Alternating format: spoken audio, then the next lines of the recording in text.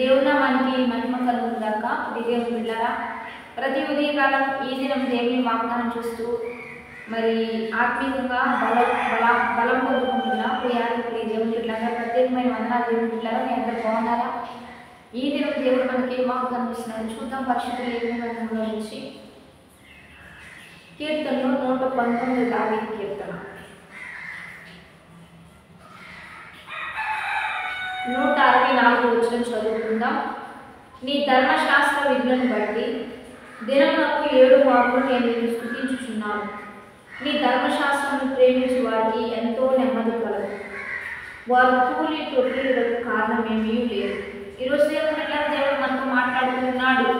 ఇక్కడ మంచి భక్తుడు ఒక మంచి మాటను దేవుని విషయంలో మాట్లాడుతూ ఉన్నాడు.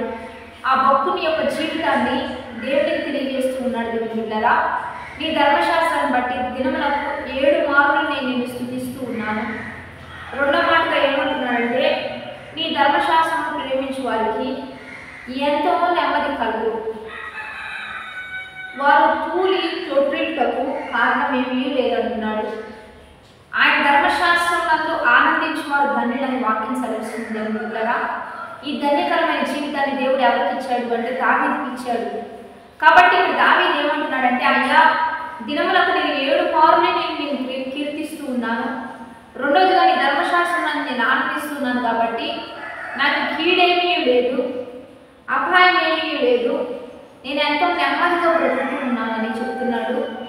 మూడో మాటగా వారు కూలి తొట్టిలి పడిపోవటకు కారణం ఏమీ ఉండదు. అంటే ఎక్కడ కూడా పోకుండా ఉండటకు దేవుడే మనకు సహాయకర్తగా ఆయన స్తుతించే విధానం కానీ కీర్తించే విధానం కానీ భక్తితో నడిచే విధానమే మనకు సహాయపడుతూ ఉంటుంది. కనుక దేవుని బిడ్డలారా, దావీదు మహారాజుకు ఉన్న మంచి అనుభవం, రోజుకు 7 మార్లు దేవుణ్ణి స్తుతించేవాడు, కీర్తించేవాడు, ఆయన సన్నిధిని సాగిలి పడేవాడు.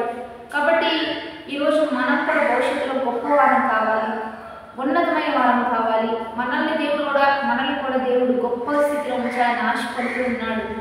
కాబట్టి గొర్రెల కాపరి అయిన దావీదు అందరికీ దూరంగా మరి ఒంటరిగా మరి దేవుణ్ణి స్తుతించే అనుభవంలో ఉండేవాడు. కానీ దేవుడు రాజ్యమందులో నిలబెట్టి రాజ్యాధికారం ఇచ్చి రాజవస్త్రాలు రాజభూషణం పెట్టించి అందరినీ ఇప్పుడు మన ద్వారా కూడా ఈ నామాన్ని మహిమ ఘనతగా ఎందుకు దేవుడు మార్చాడు అంటే, ప్రతి రోజు 7 మార్లు దేవుని స్తుతించే మంచి అనుభవం. దేవుడు బిడ్డలారా, మీ మీద కూడా రాజ్యాభిషేకం ఉంది. మిమ్మల్ని కూడా దేవుడు గొప్పగా హెచ్చించబోతున్నాడు, గొప్ప స్థాయిలో మిమ్మల్ని పెట్టబోతున్నాడు, మీకు అన్ని సమకూర్చిపోతున్నాడు. ఇప్పుడు మీరు ఒంటరి వారి భవిష్యత్తులో గొప్పవారు, అన్నీ ఉన్నవారిగా దేవుడు మిమ్మల్ని మార్చిపోతున్నాడు. ఏమీ లేని వారి కానీ భవిష్యత్తులో అన్నీ ఉన్నవారికి దేవుడు మిమ్మల్ని తీర్చిదిద్దబోతూ ఉండగా మరి ఆ స్థితిలోకి మనం చేరాలి అంటే దావీదు వలె రోజులో 7 మార్లు దేవుని స్తుతించడానికి మన జీవిత విధానాన్ని మార్చుకుందాం. ప్రతిరోజు దేవుని స్తుతిద్దాం. ప్రతి విషయంలో నమ్మకంగా మరి ఆయన ధర్మశాస్త్రాన్ని బట్టి నెమ్మది కలిగే వాగ్దానాన్ని బట్టి ధైర్యం తెచ్చుకుంటూ ముందుకు వెళ్దాం. కాబట్టి దేవుని ప్రణాళిక అంతా మన మీద నెరవేర్చబడడానికి మనం కూడా అనుకూలంగా మార్చబడదాం. ఇచ్చిన వాగ్దానాన్ని బట్టి ప్రార్థన చేద్దాం. పరిశుద్ధ మహోన్నత కృపదేవం, ఈ దినం మీరు మాకు ఇస్తున్న బలమైన వాక్ వచ్చినాన్ని బట్టి నీకు మహిమ. ఎంతమంది బిడ్డలయ్యా ఈ వాగ్దానం చూస్తున్నారో ఆ రాజ్యాభిషేకాన్ని బిడ్డల మీద ఉంచి వారు కూడా ప్రతినిత్యం మీరు స్తుతించే ధన్యత, వారు నీ నామాన్ని హెచ్చించే గొప్ప ఆశీర్వాదం వారికి వర్గంలో బిడ్డలకు దయచేస్తూ ధన్యులుగా ఆశీర్వాదం పనులుగా అపాయం ఏమీ లేకుండా ఏ రొట్టెలు పడిపోకుండా మీరే సహాయం చేస్తూ బండ మీద వారి అడుగులను స్థిరపరిచి గొప్ప చేసి ఆశీర్వదింపబడి ప్రభువైన యేసుక్రీస్తు నామం పేరిట అడిగి వేడుకొని ప్రార్థిస్తూ ఉన్నాము తండ్రి. ఆమేన్. మంచిగా లైక్ షేర్ కామెంట్ చేయండి. దేవుని బిడ్డలారా, మరి ప్రతిరోజు వస్తున్న ఈ వాగ్దానాలను చూస్తూ ఉండండి, షేర్ చేస్తూ ఉండండి, రిసీవ్ చేసుకుంటూ మంచి కామెంట్ చేస్తూ ఉండండి.